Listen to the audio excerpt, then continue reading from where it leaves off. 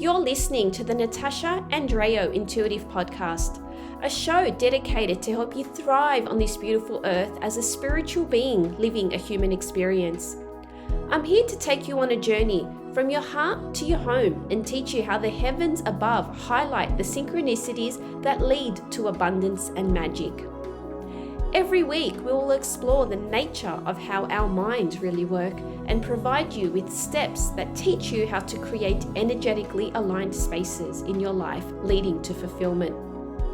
If you're new here, then there's no better time to check out my free You Are Intuitive guide on my website, natashaandreo.com, to help you tap into your innately born gifts. I am your host, Natasha. Welcome to the next episode of the Natasha Andreo Intuitive Podcast. Today, I have someone very special with us. Her name is Lyn McLean. She's the founder and managing director of EMR Australia. Lyn McLean is Australia's foremost expert on understanding and reducing exposure to electromagnetic exposures in homes, businesses, and learning environments. She has been working in this field since 1996 and brings a commitment to helping people over 2 decades of experience to her work. She has been involved in or commented on the major political and regulatory development of the last 2 decades. She has authored 4 incredible books on electromagnetic radiation, and here we are today. So thank you so much, Lyn, for being here. It's my absolute pleasure, Natasha. I appreciate the opportunity to talk with you because this is an issue that's very dear to my heart. I started in 1996, so I'm just finishing my 27th year now, and I do it because I think it's such an important issue, and we have so many people that contact us with problems and so many people who are really needing help. So I hope that what I have to say today will be helpful to people listening. I'm sure it will be. And the reason that I asked you to even come on here is because you actually assessed our home last month, and I was just blown away by the information and the wealth of knowledge that you come with. So I'm so excited to learn more and hear what you have to say about this. And the help, like you said, the whole intention is to get awareness out into the world. I think this is such an important topic. Yeah, I do too. And I think there are a lot of people out there at the moment who are experiencing some sort of problems, who are suffering in some way, or maybe someone in their family is, and they haven't made the connection with electromagnetic radiation.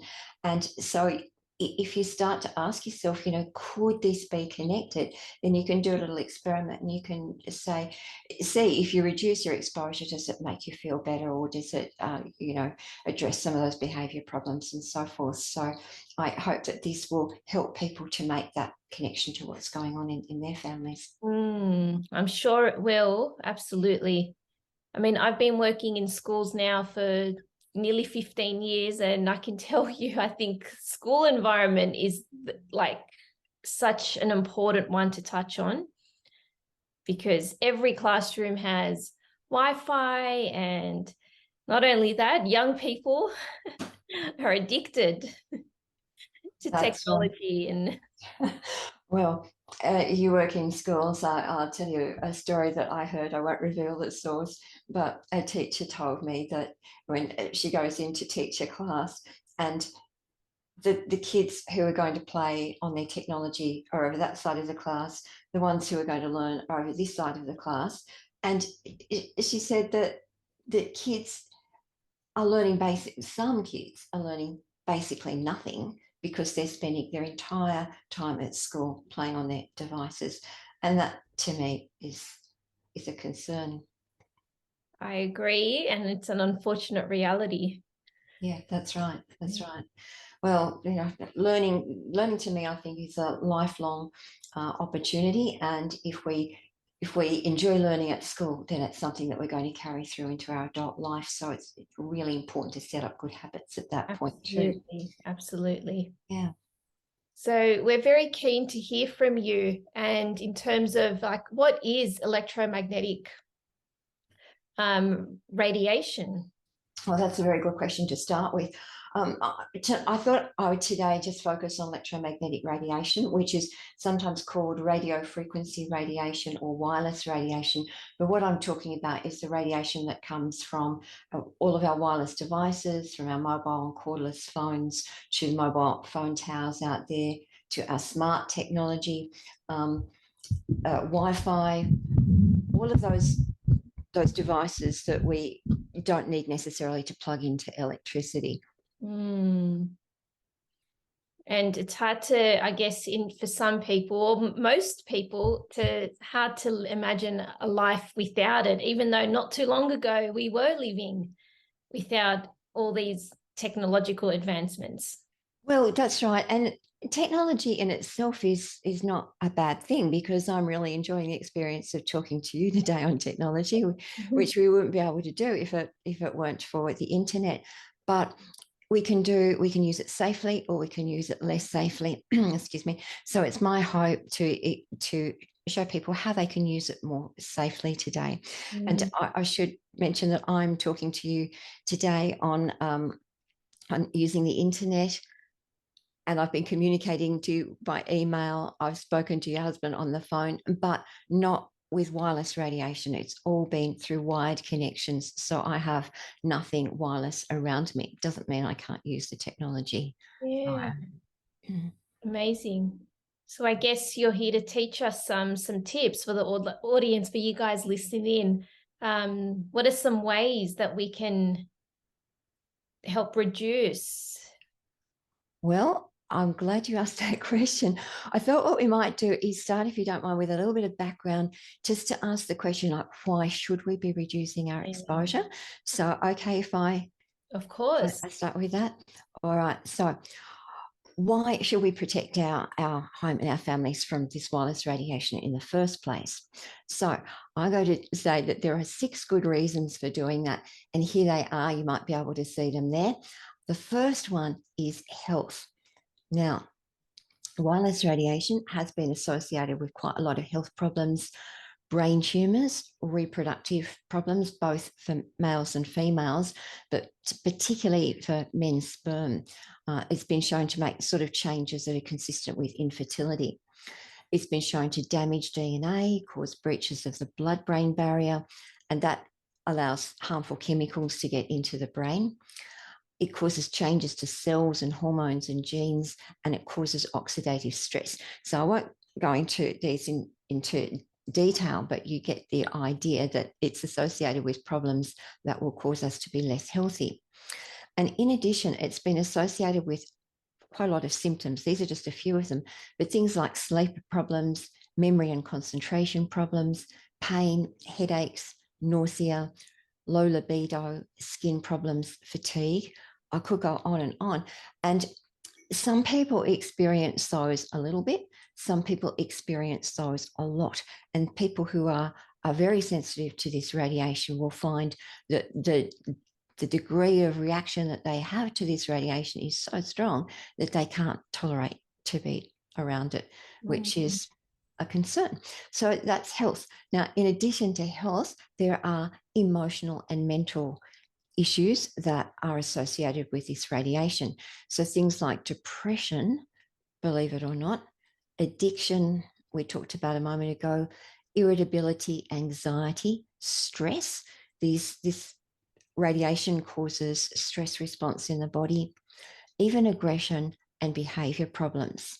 So maybe as I'm saying some of these things, people who are listening or watching might be thinking, oh yeah, that rings a bell.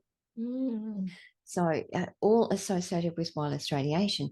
Now, when it comes to relationships, you can probably guess what I'm going to say, they're associated, or relationship problems are associated with this radiation too. So we get reduced interpersonal skills. So when people are maybe addicted to their devices and they're using this technology all the time, they're not engaging with people face to face, they're not developing interpersonal skills, and particularly for young kids, which means that it's harder for them to read body language. And if you can't read body language very well, it really puts you at a social disadvantage with people.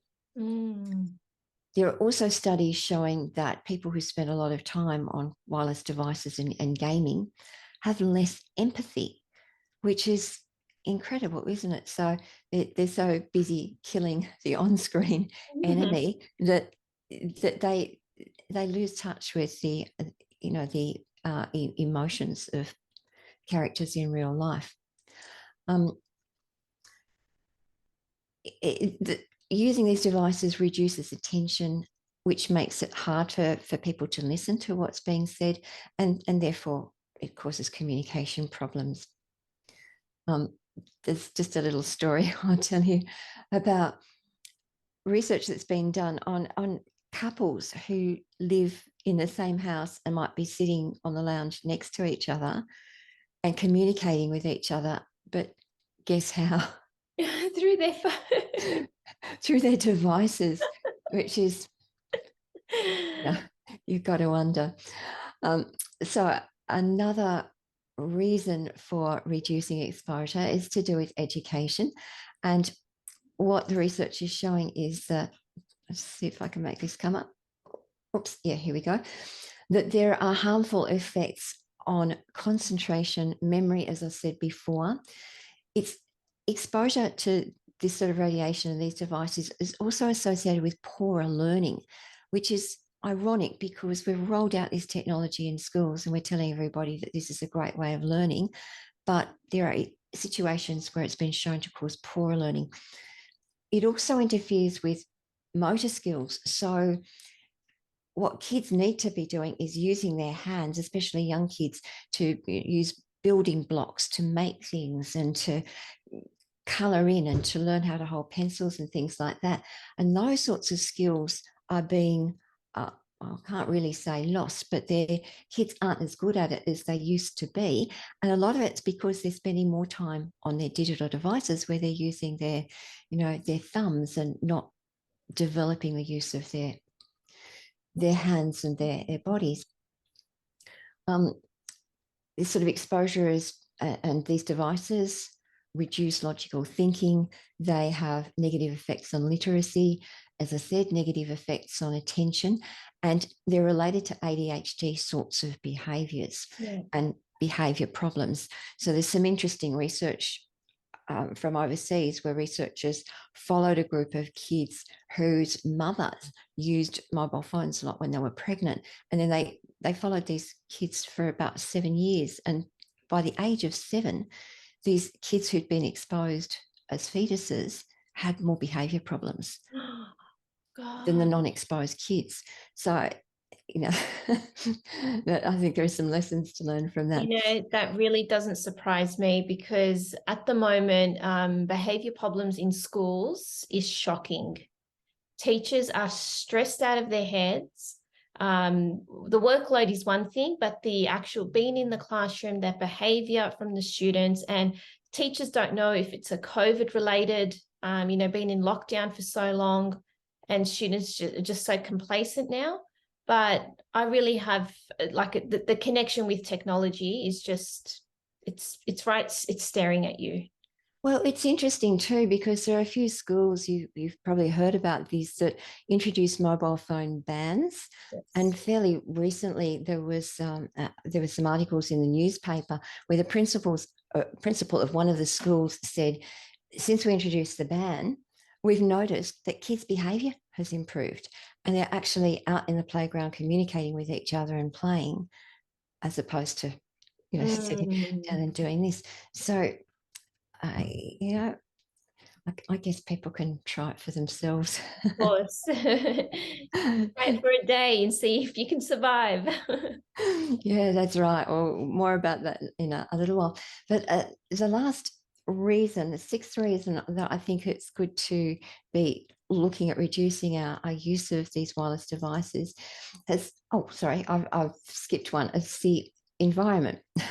But radiation has been shown to have negative effects on the environment too, and on plants, animals, birds, insects, including the critical pollinators like bees, and also marine life and the atmosphere. So, we're not just talking about what's going on in our own homes, we're talking about a much bigger picture than that. Mm. So that brings me to point number 6, which is safety and security. And we know that these devices can be used for tracking, and they can be hacked. And what that means is that our privacy and security are being compromised too. Mm. So I hope that paints just a little tiny picture of what's going on in society. All of these things have negative impacts for either us personally, our society, or our environment, and we can do something about it. So let's move on. Oh, sorry. I just wanted to say one more thing about health, that a few years ago, the International Agency for Research on Cancer classified this wireless radiation as a class 2B carcinogen. Now, that's a possible carcinogen, and it's in the same category as lead. And we don't go putting lead all through our homes and our schools. And the reason that they classed it as a class 2B carcinogen and not as, a stronger level of cancer-causing effects was because there weren't many animal studies available at the time. But what's happened since then is there's some really major animal studies that have been published, and what they're finding is the same sort of effects as was seen in this research. So there's now even more evidence of carcinogenicity than there was back then. I did read something the other day that mentioned that cows living under the big power lines had lower insemination rates than the cows down the road who weren't, grazing under the big power lines. Yeah, that's right. That speaks for itself. Oh, that's right. And I think it's interesting because when you study sets of people or animals, these ones are exposed, these ones aren't, then you see the effects. And a lot of this research was done on mobile phone users. So the researchers were comparing people who used mobile phones for long periods of time with those who hadn't used them at all, which you could do back then because there were still people who didn't use mobile phones all the time.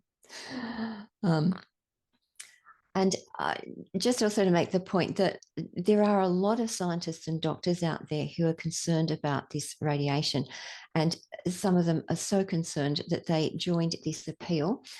This is the international appeal endorsed by over 400 scientists. And they wrote to the European Union and the World Health Organization. And this is what they said, that effects of this radiation include increased cancer risk, cellular stress, increase in harmful free radicals, genetic damage, structural and functional changes of the reproductive system, learning and memory deficits, neurological disorders, and negative impacts on general well-being in humans, plus harmful effects to both plant and animal life. And you can see that appeal, and you can read it in full with that reference there. So what they did was they called on these bodies to introduce more protective guidelines, got that as guidelines for standards, to encourage precautionary measures and to educate the public about health risks, particularly to children and fetal development. So this is a lot of eminent doctors and scientists, and these are people who've done work in this area and who know the research, saying, well, we've actually got to do something about this problem. So that brings us to, well, who or what is protecting us? Now, people who are listening might think we're already protected because there's a standard in place that determines how much radiation we can be exposed to, and there is, and this is it. This is the Australian standard that was developed by ARPANSA, and ARPANSA is a government agency, and it's the Australian Radiation Protection and Nuclear Safety Agency. And this standard is based on an international standard by a group called ICNIRP, which stands for the International Commission on Non-Ionising Radiation Protection. And don't worry, you don't have to remember these acronyms. But these are some of the key documents, the ones that are relevant for us in Australia, and the ones that determine a lot of the standards that are set in many countries around the world. So that's what we have protecting us. But how well do they protect us? And that's the the $60 million question. And recently, a paper was published, in fact, just a couple of weeks ago, it was published by the International Commission on the Biological Effects of Electromagnetic Fields. So this is a commission that's made up of a lot of experts in various disciplines that are all, you know, that are all related to wireless radiation. And they published this paper, and look what they said. They said these exposure limits, so those are the international ones that we talked about, which are based on false suppositions, do not adequately protect workers, children, hypersensitive individuals, and the general population from short-term or long-term exposures. Why does that not surprise me? This is, you know, it's such an important document because they don't just make this statement, they actually point out the science that backs up what they're saying. And I won't go into it all now, but I just tell you a little background story about it. That what they say in this paper is that the guidelines, the EMF guidelines, they're based on just 2 studies, and these studies were done in the 1980s. 2 studies. One was done on 5 monkeys, one was done on 8 rats, very small studies, and these animals were exposed to wireless radiation for 30 minutes or 60 minutes. So we have small studies, very short exposures. And what the researchers did was they observed the behavior of these animals, and they were looking for things like when animals press a lever to obtain food. And what they noticed was that when the animals had been exposed to a level of radiation where their bodies heated up by 1 degree Celsius, that their behavior changed. And from that, they concluded that harmful effects on humans only occur when the body heats up by 1 degree Celsius. Oh my goodness. So 2 old, small studies for short periods of time on animals' behavior, and that's being applied to human health for long periods of time. So there's more to the story than that, of course, and people can read it in this paper, but it's quite a lot to read. So you can see that there's a summary of it on our website, and if people are interested, they can get into the blog page of our website, which will explain it in more detail. But basically, the scientists went through the paper and they said there are 14 different problems with those guidelines that the standards are based on. And I've just told you one of them, but they've got 13 others. Gosh. And they're saying, here's the science that backs up what we're saying, that these standards are not protective. So that's food for thought, isn't it?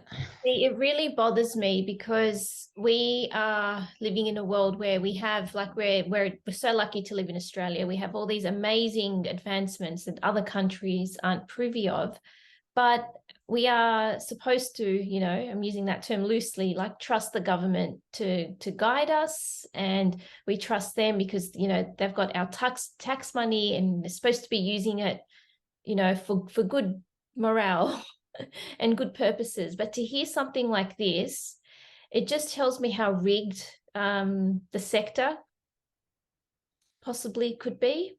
Well, it really makes you wonder, because I spent many years on an APANSA committee and presenting evidence, saying, you know, here's the evidence of risk, here's another paper showing evidence of risk, here's another paper showing evidence of risk. And the outcome of those meetings was that they concluded that there was no evidence of risk. And I thought, well, this is years and years and years ago. I thought, well, that's a bit odd, isn't it? I've just given it to them. And the statements are still, there's no evidence of risk. And there clearly is. So the way that they're using language is different to the way that you and I would use language. What we see as evidence of risk, they are not seeing as evidence of risk. But, you know, what this paper shows is that there are many scientists around the world who are really asking questions about this and saying, well, how come we've got a standard in place that that has all of these 14 flaws and significant flaws too. So, all right. Now, where does that leave us? If the standards aren't protecting us, then who is? And the answer to that is, well, it's us. It's up to us to protect ourselves and our families. So that means it's time for us to take things into our own hands and to find our power. And I've got 12 tips about how people can do that. I love this. And I love the pun, take things into our own hands. I'm literally visualizing me throwing my phone away. Yeah, well, that will be an interesting conversation as we go. So I think, we tend to forget that we have got power to do things to protect our families. And these are some of the things we can do. So number one is to investigate. Now, this might sound a bit funny. Why would we have to investigate? Well, what we do need to do is we need to know what's going on around our home. If you were worried about mold in your home, the first thing you'd be doing is you'd be looking for it. You'd be looking to see where it was so you could fix it up.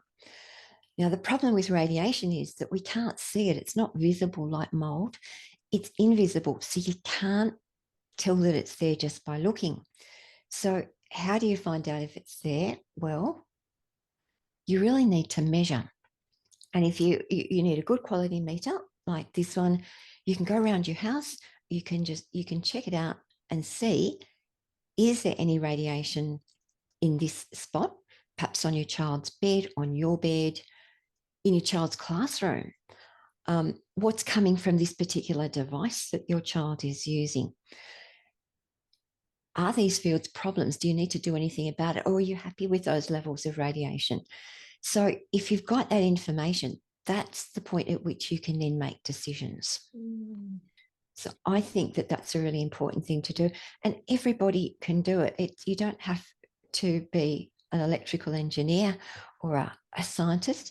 You press the button, you turn it on, and it's going to tell you fairly quickly whether you're in a zone that's relatively okay or where there's high radiation.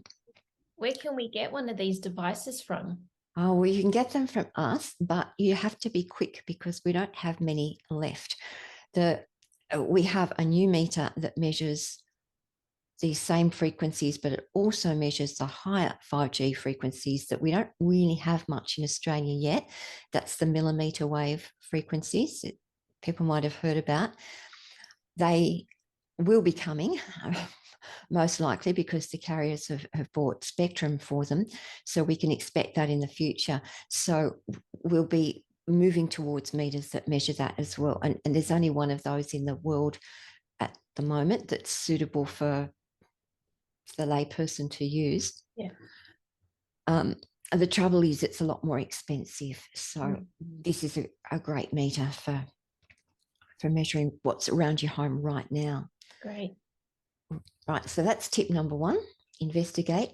Tip number two is to do a digital detox. So detoxing is big in society at the moment, isn't it? Everybody knows what I'm talking about. Get rid of all the stuff that you don't want in your body. Well, this is about getting rid of all the digital stuff that you don't want in your home. So have a look around your home. Ask yourself, do you really, really need it? And sometimes your answer might be no. So, for example, there's a picture here of a wireless mouse. And the question is, do you need a wireless mouse? And the answer is no, because a wired mouse will do exactly the same thing without irradiating you. And the same thing with a wireless keyboard. Do you need a wireless keyboard? Again, no, not really, because you can do exactly the same thing with a wired keyboard. Yeah. No radiation. So you get the picture. So if you have a look around, you'll be able to see probably lots of things that you can get rid of. Don't give them to your neighbours or your friends. Right. Recycle them with electronic waste. Yeah. Recycling. I was listening to a news item on the radio the other day, and it was that recently there's been a huge reduction in plastic waste.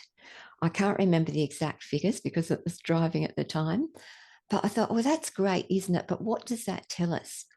It tells us, well, we didn't actually need it in the first place. So true.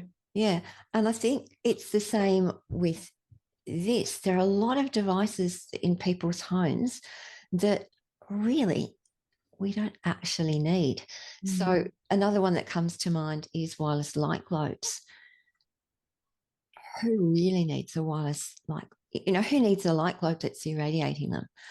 I'm not sure that that's terribly necessary. Yeah, I agree. Yeah, and wireless toys. A lot of kids have got wireless dolls and dolls that do all sorts of things. And again, do we really need them? Do we really want our kids to be using them? Because when they're using them, they're being exposed. Mm. There was a story not so long ago about a wireless doll that was connected to the internet, so it could do all sorts of clever things, but it had been hacked. So people were able to watch the children who were engaging with the doll through the doll. That's horrible. Yeah. I think any parent would want that for their child. Yeah. So I think we have to be aware of what these technologies are capable of and how they're being used. And I tell you what, I don't think my kids, when they were growing up and they had the plain ordinary dolls, I don't think that they, looked around them and thought, oh my goodness, this is terrible. It's not wireless. This is my kids were growing up before wireless dolls. But, the point is kids can be happy with Of course. toys that are not wireless. When you assessed our house, Nick's wireless keyboard and mouse did come up on your list of the things that we need to change. And that was just such an easy fix to go online and to buy something with a wire.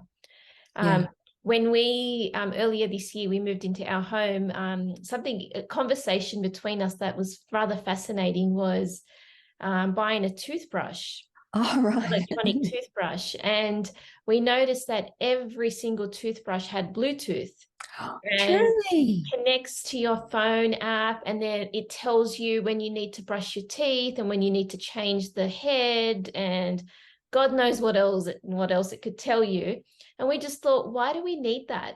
So it was actually very hard. Out of, I think, 28 options, there were only 2 options without Bluetooth. Yeah, and you're right. We don't need any of that. These become gimmicks, I think, to sell products, and people think, oh, this is something different, I'll get it.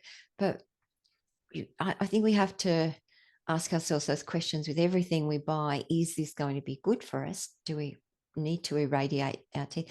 Do you actually want the information about your toothbrushing habits to be available online, for example? Right. So there will be interesting exercise to see what people find in their homes that they can get rid of. And that's going to be different from, one person to another. Of course. Right. Tip number 3 is to be conscious of protecting kids. Now, people are probably thinking, well, why is she saying that? Because, of course, we want to protect our kids. But I really want to emphasize how important it is, because children are more vulnerable to radiation than older people, and certainly much more vulnerable than adults. And that's because they've got thinner skulls, so the radiation can penetrate further. It's also because as they're growing, their cells are actively growing and dividing. And it's at that stage of cell growth that a cell is more vulnerable to radiation. And it's because kids have got a lifetime potentially of exposure. So there has never in the history of the planet been a situation where kids were exposed from when they were a fetus for the rest of their lives. So we don't know what that's going to look like in society. We don't know how these kids are going to be in 20, 30, 50, 70 years' time. We don't know whether they're going to grow up strong and healthy or they're not. But what we do know is that when you look at the experiments on animals, like mice, because they've got short life spans, that we see problems down the track. We see problems in, the next generation, for example. Mm-hmm. So I think we really need to be aware that we don't have all the answers yet, and that we're taking a risk by exposing kids. The other thing I think about kids is that's so important to me is if we don't teach kids to use technology safely, then they might never, ever, ever learn to do that. And they mightn't be able to teach their kids how to use technology safely. They mightn't even know that it's important. So by setting up safe technology in your home and I guess monitoring how your kids use it, that's a life skill for kids. Yeah. It's more and more similar with schools, but you go to cafes and restaurants and it's just become the thing that parents do. It's just, okay, get the tablet, get the iPad out, because it's gonna shut them up and babysit their kids. Yeah, yeah. Well, that's true, but there was babysitting before mobile phones. Yeah. I can remember when my kids were young, wherever we would go, if it was in the car for an outing, there was a box of books next to them, and games and things like that. And my kids were entertained for hour after hour after hour, and they didn't need to be irradiated in the process. So there's so many good products out there that your kids would really benefit from without having to play around with a mobile phone, because what that's doing is it's setting them up for addiction. Yeah. And addiction clinics now are seeing tiny children. They're seeing children as young as 4. Gosh, that's mind-blowing. Yeah, it's alarming. And we see products like this. You can see here the wireless potty. So children can't even go to the toilet now without having a screen in front of them. And we see kids with Bluetooth headsets and tablets and using their parents' laptops. And again, we've got to ask: is this the best for our kid? And I know that some parents will say, "Oh well, the technology is going to be around when they get older. It's developing useful skills." Well, I would say it's developing some useful skills at the expense of other useful skills, as we saw before. It's this balance.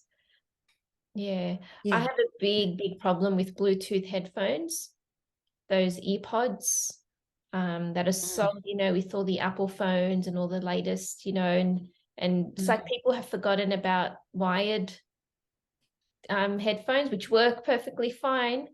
And, they may not look as cool, or, I don't even think having a wireless, little thing in your ear looks cool, but it's become trendy. It has. And I've seen kids in schools with those on, and I've measured there's a lot of radiation coming from them. And what worries me is that when you look at the brain tumor research, that's showing that people who used mobile phones for long periods of time had greater risks of brain tumors.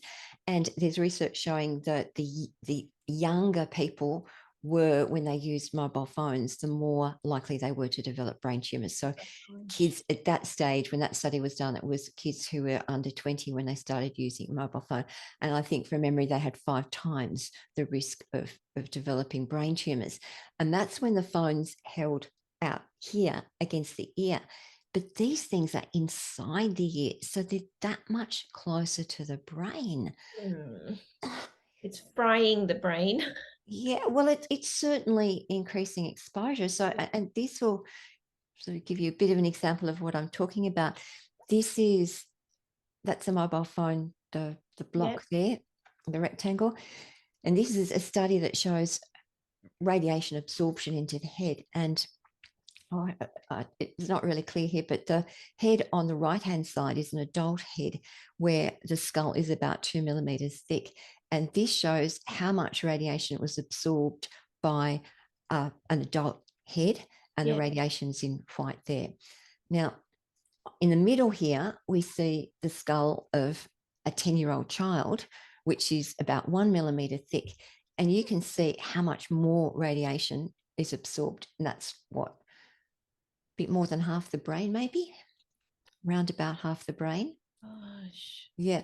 But look, this is a 5-year-old child's on the left-hand side. And what we see now is that the 5-year-old is absorbing so much more radiation than either the 10-year-old or the adult. And the 5-year-old's skull is about 0.5 millimeter thick. So I think there's, that really tells us something, doesn't it? It really tells us about what's happening to our kids when they're using these devices close to their body. Yeah.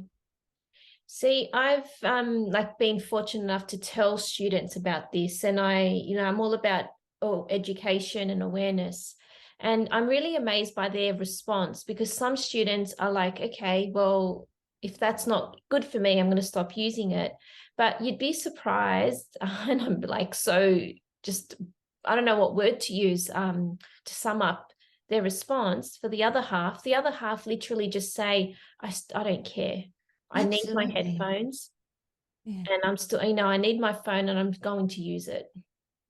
And it's very easy not to care when you're a young, healthy, vibrant, athletic, I don't know, 15-year-old, 18-year-old, but it's not it's such a great idea when you're an older person and you're looking back and you think, gee whiz, I wonder if I'd done things differently a few decades ago, whether I'd be feeling a bit healthier now.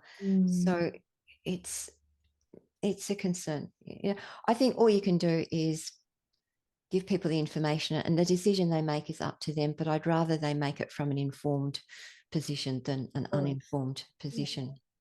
Only yesterday, I received a message from an ex-student I taught in 2016 that she has a brain tumor. Oh, And she would be now maybe 21 years old, 20 or 21 years old. And I'm just so saddened by that. I personally know this is now would be the 6th person in the last 1 year to have been diagnosed with brain tumors.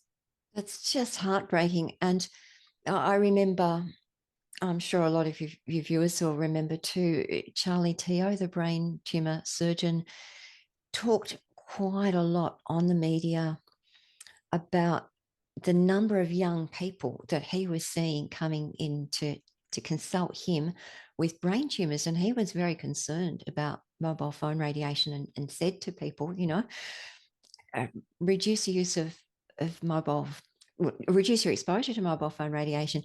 And another Australian brain tumor surgeon was Dr. Vinnie Karana, and he was seeing the same thing and talking about the same thing. And he wrote a few papers where one was on mobile phone base stations, and he was saying, look, here's the evidence that this radiation is causing things like cancer. So brain tumor surgeons are noticing these increases too, and it's heartbreaking to think that there could have been a different outcome, perhaps. Of course. So let's move on to tip number 4, and that's keep a distance. So the closer a person is to a source of radiation, the more exposure they're getting from it, which stands to reason. So keep these devices, these wireless radiating devices, away from the head, away from men's testicles. We said before that there's quite a lot of research showing harmful effects on male sperm, and a lot of it's because men keep their mobile phones in their pockets. It's really close to their reproductive organs. So don't do that. And again, there are scientists saying get them out of your pockets. Keep these away from your fetus. I mean, how many pregnant women rest their mobile phones on their baby bump or hold it really close to their baby bump? That radiation is going straight into that fetus. And there's something called brexting too. Have you heard of brexting? Yes. People breastfeeding their child while they're texting on their phones. And this lady is actually doing that. And you can see how close her child's head is to that phone. So there's no question about it. That radiation is affecting the head of her child. Yeah, I think we have to be aware that our mum's use of her mobile phone is affecting her children if the children are close to her as well. People carry their mobile phones in their bras. There are studies where the scientists have looked at this and found that some women, or showed case studies of women who carried their mobile phones in their bras, and they developed tumors in exactly the spot where the antennas of the phones were. And there's so many scientists now saying, get these things out of your bras, keep them away from your body, because with smartphones, it's even worse, because the smartphones are sending out radiation a lot. They're not connected to the mobile phone all the time, but they keep sending out messages. Here I am, download this, update that. You don't even have to be talking on your phone for the phone to be transmitting a signal. And if it's sending a signal far enough to connect with a mobile phone tower, it's certainly going far enough to penetrate sensitive breast tissue. Yeah. When you say keep a distance, I'm curious to know how far, like if, for instance, if a mother is breastfeeding her child, how far away should the phone be? Rooms away. It's hard to answer that question because different people have different levels of sensitivity. So I know people in my network who are very sensitive, and they can't be around somebody else using a mobile phone. So if they're in a room or a bus or a train where someone's using a mobile phone, that will affect them. So even though the phone might be, right over there, they're still affected. So we don't know. The baby's not able to tell us what level of exposure it's able to tolerate. We don't know. But I wouldn't have it in the same room. Yeah. And it depends on the phone too, because some of these phones are operating at really high power now, because again, they're getting that signal from here, from the phone, right out there to the mobile phone tower, which is going to be who knows how far away. Yeah. Interesting. Yeah. So keep them away from the body. And of course, that goes for kids too. We don't want kids carrying these phones. Of course not. Against their bodies. All right, so tip number 5 is to reduce exposure time. And here we've got a boy with his mobile phone turned on in the bed. Now, we know of stories where kids go to bed with their mobile phone underneath their pillow. So close, centimeters away from their head. And they do that so that when the phone rings, it doesn't disturb the parents. The parents don't know that they're on the phone in the middle of the night. So that's a concern, because you can just imagine how much radiation they're getting from that. And these days, there's that other phenomenon where people don't use alarm clocks anymore. They use their mobile phone right next to their bed, which means, of course, that all night that radiating device is sitting there turned on, and that it's irradiating the person or the people sleeping in that bed. I'm curious to know if a child, like if someone is an adult and they did this 10 years ago, 15 years ago, sleep with their phone under their head, I mean, are there any measures we can do to help, I guess, detoxify some of that radiation? Well, it's not in the body. That's the thing. It goes into the body and it affects the body while that person's in the signal. But then the person's out of the signal. There's no more radiation. Those cellular changes have, if they're going to be made, they've already been made. Those changes will continue to be made over time. So the longer a person is exposed, the more likely they are to have effects.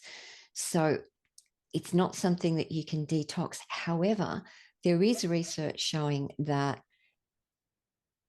not just people, but animals too, if they were given treatments of a high dose vitamin C, vitamin E, other antioxidants, that helped counteract the damaging effects of this radiation. So that's probably a good thing to be doing. Amazing. Good to know. So mobile phones near the bed. Some people say, well, it's on airplane mode, so I don't have to worry. But airplane mode doesn't work all the time in modern phones. So you can have your phone on airplane mode, think there's no radiation coming from it, but there might be. So the only way you can find out if airplane mode works on your phone is to actually measure your phone when it's in airplane mode. Wow. Those devices are going to come in very handy. Yeah, that's right. Measuring device, yeah. So that's one place where people spend a lot of time and tend to irradiate themselves. Another place is the car. So if you're driving around a lot in your car and you've got Bluetooth and Wi-Fi and so forth turned on, then you're getting quite a lot of exposure over quite a long period of time. So my challenge is for people to think about how they could actually manage that exposure.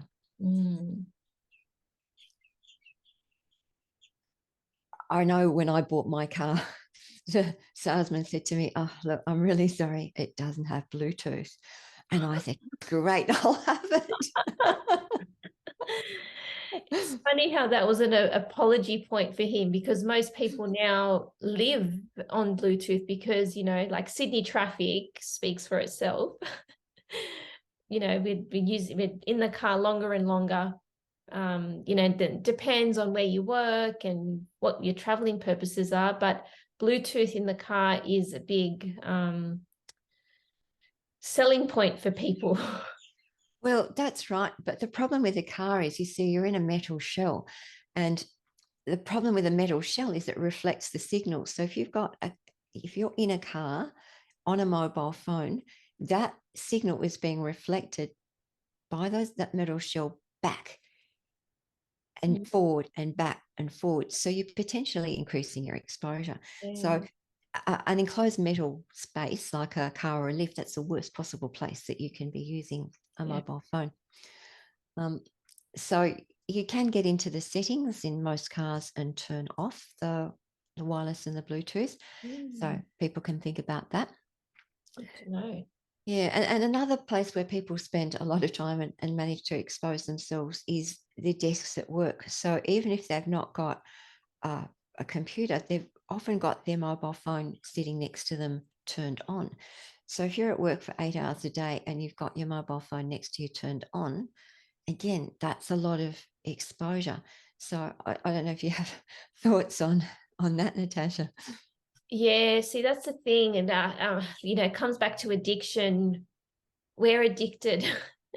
We, as in society, and it's hard to function in the work world now without the phones and the apps. Like, I think I read something that we have more technology on our phone than they did on the first trip to the moon. I think I've heard that too. But the thing is, we don't need wireless to have internet, you see. Okay. So we'll talk about, we'll talk about that right now. So I'll move on to tip number 6, which is go radiation free. So people think, oh, I actually need my Wi-Fi. Why do you need your Wi-Fi? Well, I need it for internet. Well, no, you don't. You don't need Wi-Fi for internet. You need internet. And you can have internet like I've got, where I'm talking to you now, without any radiation, because I've got radiation-free equipment. And that means instead of communicating by wireless, it's communicating through cables. So a cable setup is so much safer. Yeah. So that's using the LAN cable? I was using an Ethernet cable. Yeah. So if you cable up all your devices, it doesn't stop the radiation. They will still be emitting radiation because they don't know that they're being cabled and they're still sending the signal out. So you can still get, although it's getting harder to get, you can still get radiation-free equipment. So you can get radiation-free modems, radiation-free routers and so forth. So that means that you're not being irradiated by that equipment. Good. And then you can, well, we have radiation-free computers too, or you can turn off the radiation on your computer. Yeah. or your tablet, so that you're able to connect, but you're not irradiating yourself in the process. Yeah. Interesting. Mm. I guess that's going to take like effort, and then, you know, in the homes, getting like an electrician to come out and, you know, install like an Ethernet port in the rooms. Oh, you can do that, but you don't need to. It just depends where you want to use it. So Yeah. if you, wherever your NBN box is inside your home, then you can connect your equipment to that. So let's say, for example, that you had a study and you want to put all your computers and all your devices in the study. Then your kids want to do their homework, they can access the study, they can do their homework that way. You could have multiple computers set up if you want to. So that's one way of doing it. Or you might think, well, I want to be able to access it in this room and that room and the other room. So then you would get your electrician to come in and put ports in those rooms. So there are different ways of doing it. But sometimes I say to people, you know, you could be set up with radiation-free equipment, and they say, oh my God, I can't do that. I've got to have it all over the place. Basically, what they're saying is, I want my kids to have it in their bedrooms. And I'm thinking, do you really?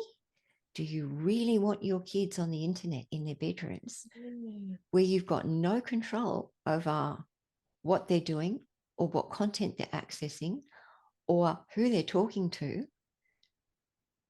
Yeah. There was an interesting documentary a few weeks ago where Todd Sampson was talking to different families about technology, and his focus wasn't so much on health, but he was looking at some of the other risks like cybersecurity and so forth, if kids use and adults using the internet.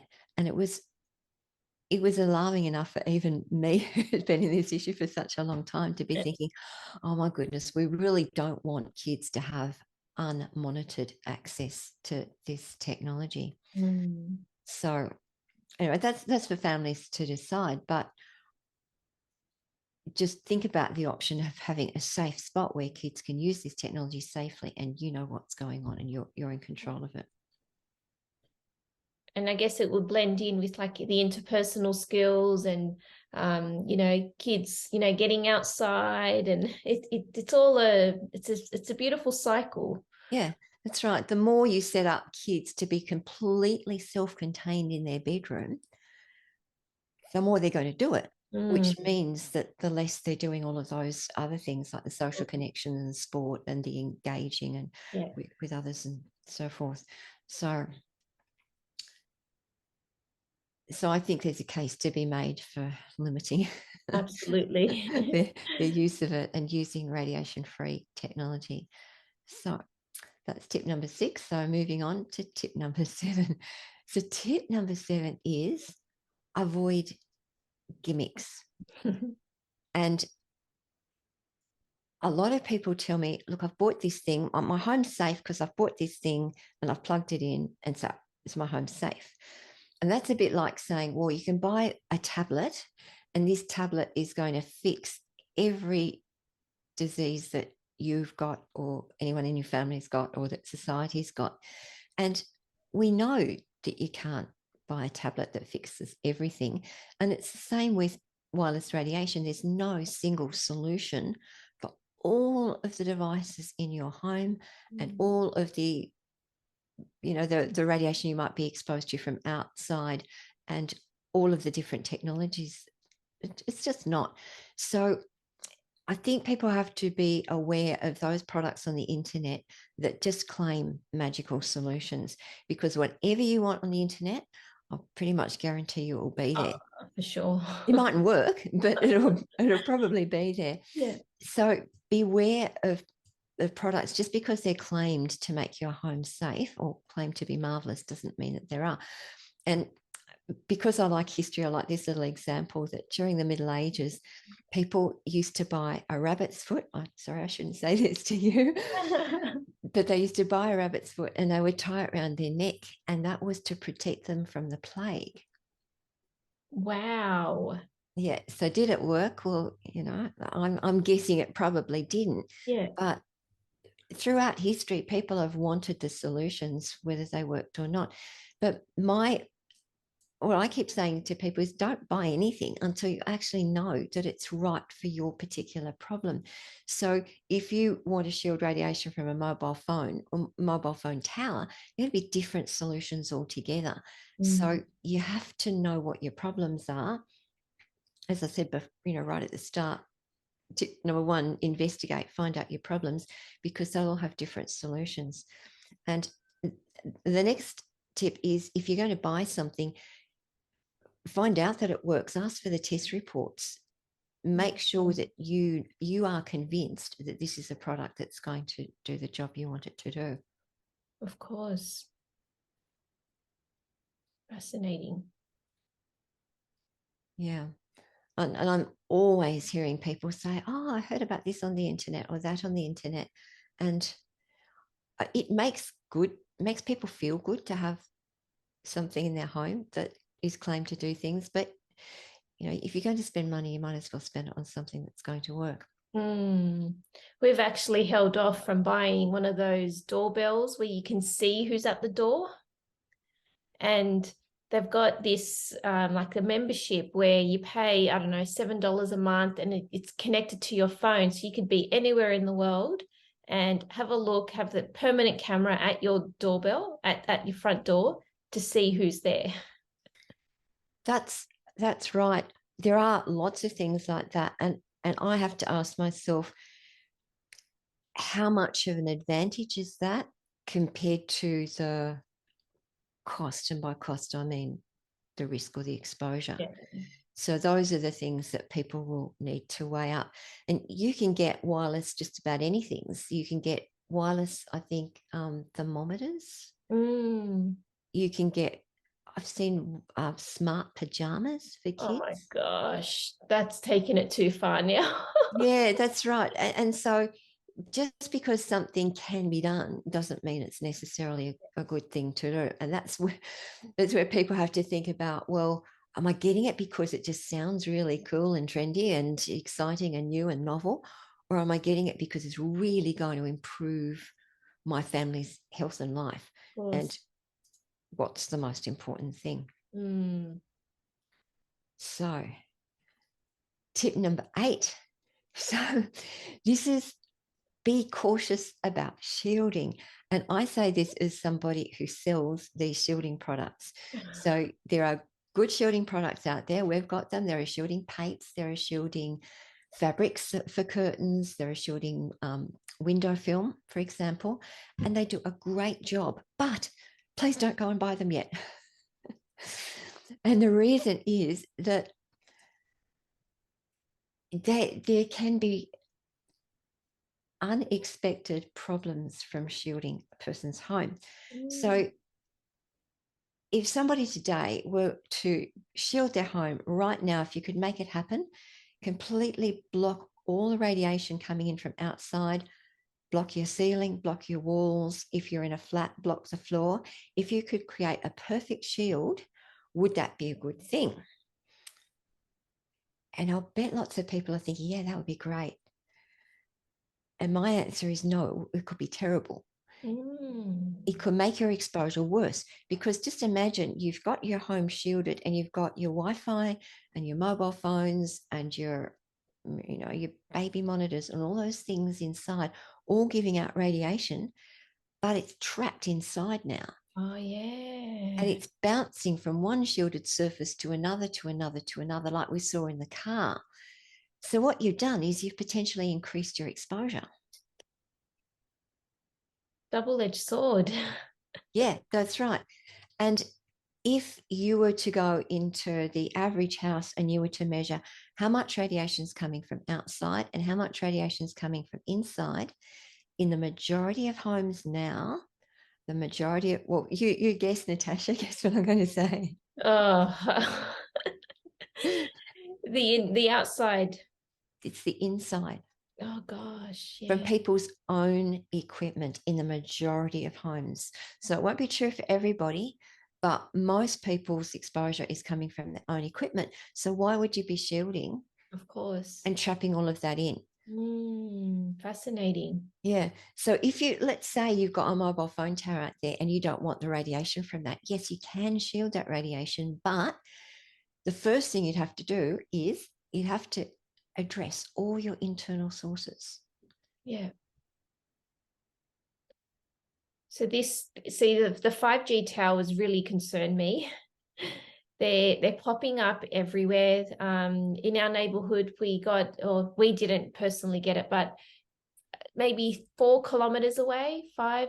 One of the neighbors got a letter saying, Telstra are bringing in this fantastic 5G tower. We wanted your opinion, wanted to let you know about it. And it's good that the local council is offering that voice, giving that voice to the people, but I don't know how much that will make an impact. Yeah. The thing is, a lot of people say the same thing. I'm really concerned about a 5G mobile phone tower. But the question is why? Why would somebody be concerned about that? And I think the reason people are concerned about it is there's been a lot of hype about it on social media, some of which is deserved, but some of which isn't. So the 5G that we've got in Australia now, that's commonly around, is not much different to these other frequencies that we're talking about. So in the future, we will have higher 5G frequencies, the millimeter wave frequencies, and that's where I think a lot of the concern is. But we don't have much of that in Australia, hardly any in Australia at the moment. There are those frequencies in some countries overseas, more so than us, but don't be concerned about something just because it's 5G. Be concerned about it because it's wireless, because you might be reacting, not you personally, but someone might be reacting more to their Wi-Fi than to the 5G tower out there. Some of the 5G towers are reusing the 2G frequencies. Oh, so gosh. Okay.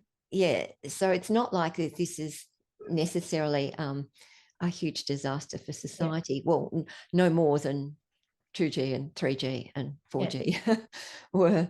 So I think we have to look at our exposure from all different sources. And the moral of the story is if you want to get rid of the radiation from out there, from the phone tower, first of all, address this internal radiation. Fascinating. Right. So tip number 9. Now, this one might sound a bit funny. Grow your kids. And by grow your kids, what do I mean? I mean, encourage your kids to develop in ways that are being stunted by too much device use. And we talked about some of those things before, about kids being depressed because they're spending a lot of time on social media, kids not having good social skills, not having empathy, their attention span not being very good, them not learning, not being able to concentrate, having behavior problems, all of these things that are linked to technology. Let's see what we can do to counteract that. And some of the things that we can do to counteract it are these. We can encourage kids to get out in nature. And interestingly, they've found that nature is an antidote to stress. And we know that device use creates stress response in the body. This is a way of undoing that or compensating for it or counteracting it. So get out into nature. And I mean off the devices. Of course. Encourage kids to use their imagination, because it's not being developed in ways that it used to be. A lot of the imaginative stuff is already done for kids. If they're on some of those games, it's not their imagination that's being extended, it's the imagination of the person who developed the game that's the creative skill. But there's nothing like it's nothing better than for kids to be reading books and to be visualizing these imaginary worlds, or for kids to be playing imaginary games. I think that's stimulating creativity is so important for being a rounded adult, actually. Of course. Physical play, we know that kids, there's talk about obesity and kids sitting in front of computers and devices and not wanting to get out and move around. Well, we want to see them up and moving and playing and using their bodies and using all the parts of their bodies. And we want to see them engaging socially and developing those sorts of skills. Of course.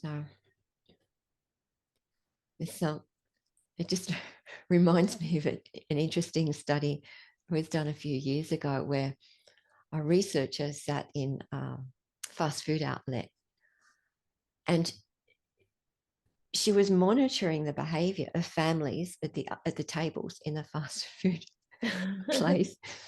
And she was watching what happened when parents spent time on their devices. And so she found that when parents would sit down, that the food's being shared out, the parents on their mobile phone, what they're not paying attention to their kids. And so the kids' behavior started to change. And this researcher observed that the kids were getting naughtier and naughtier and naughtier in order to attract the mother's attention.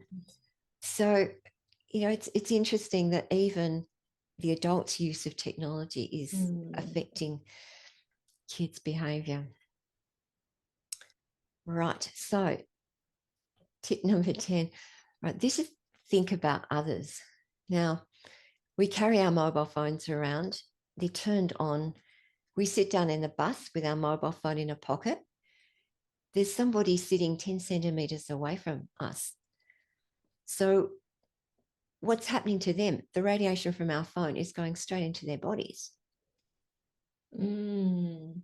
Now, what's important is that some people are more sensitive to radiation than others. And I mentioned before that some people develop symptoms and some people react with severe symptoms from exposure to the point where they're almost got to be isolated from society because they can't be near other people's wireless devices. So you think about that. They can't use a bus. They can't use a train. They can't go into a shopping centre. They can't even go to meetings like support groups because the other people there have got their mobile phones turned on and they won't turn them off. Yeah. So for people who are really sensitive, their lives are hell. And I think, and for people who are old or people who are not well, some of those tend to be more sensitive. So I think we need to realize as device users that what we do affects not just us and our bodies and our children, but it affects the wider community. It affects the people around us. So I don't think that's being talked about enough, really. And because I have conversations with some of these people who are affected, and because I hear them break down on the phone and in tears, and because I hear about what hell their lives have been, and I see videos with people trying to tell their stories from around the world, I'm very sympathetic, and I think that it's so important that we build an inclusive society where everybody can participate and not just what's the word? Not just shove people out when they don't fit in with our comfort around technology. Yeah. So that brings us to tip number 11, and that's discover more, be informed, because I think, and maybe I'm biased, but I think this is one of the most important issues on the planet at this time. Humanity has completely changed the energetic environment of this planet.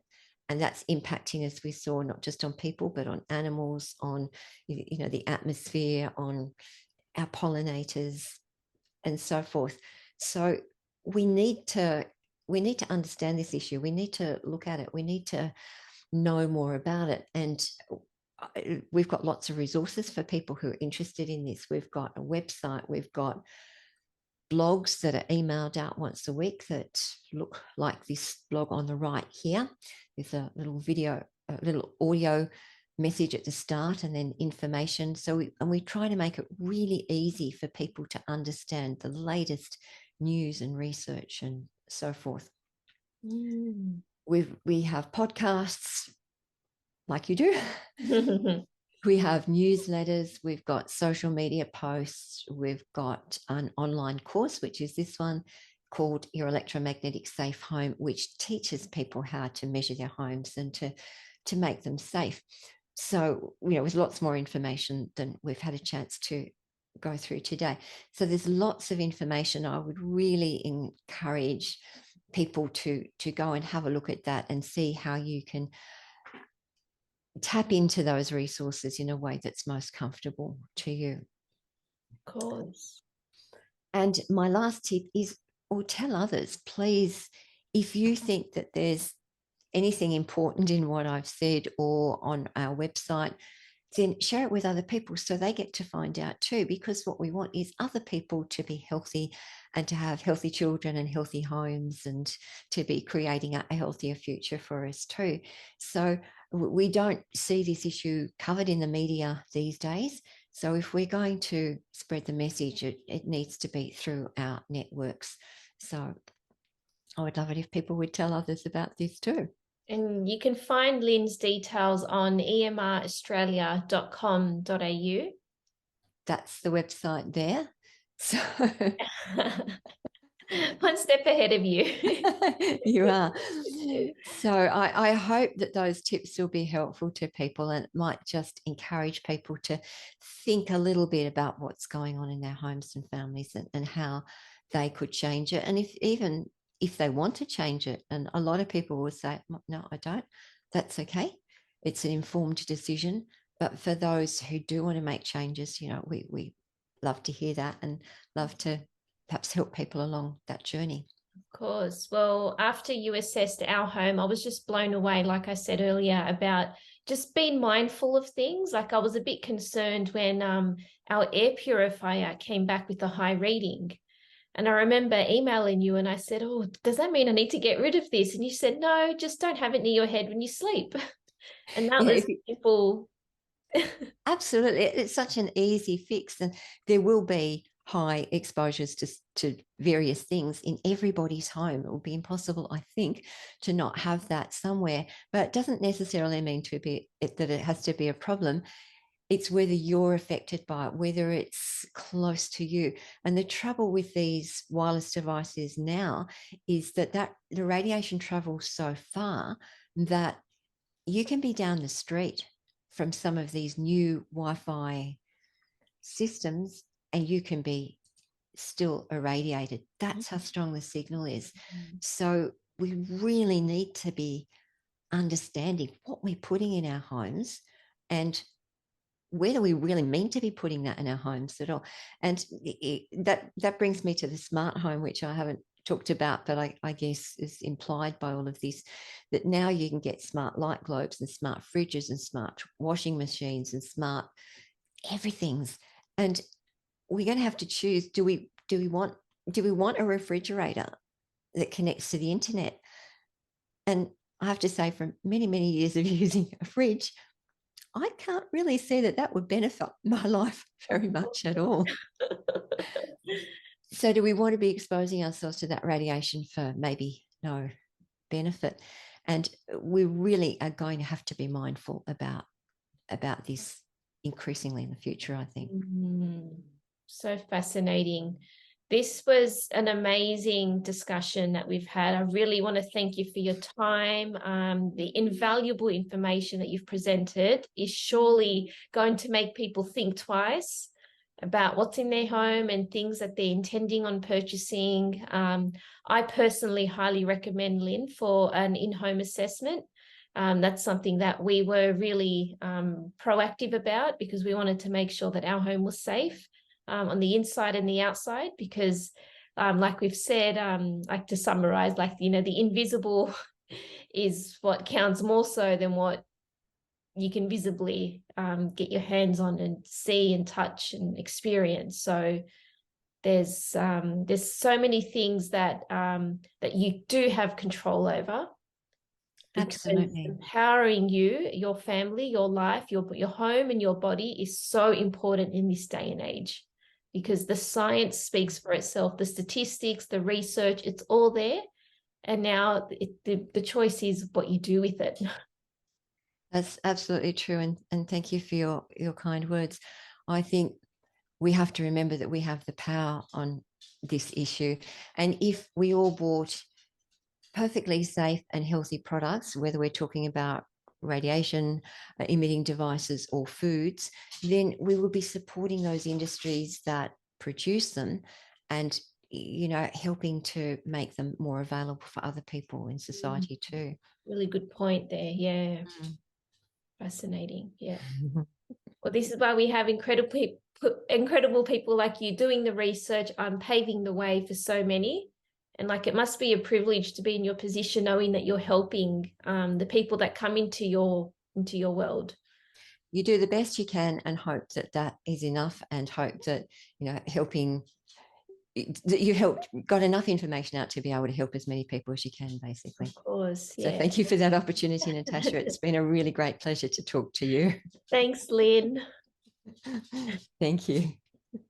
If you enjoyed this podcast episode, please leave a rating. That would mean the world to me, and I would love it for you to reach out and let me know what you thought of it. Bye for now.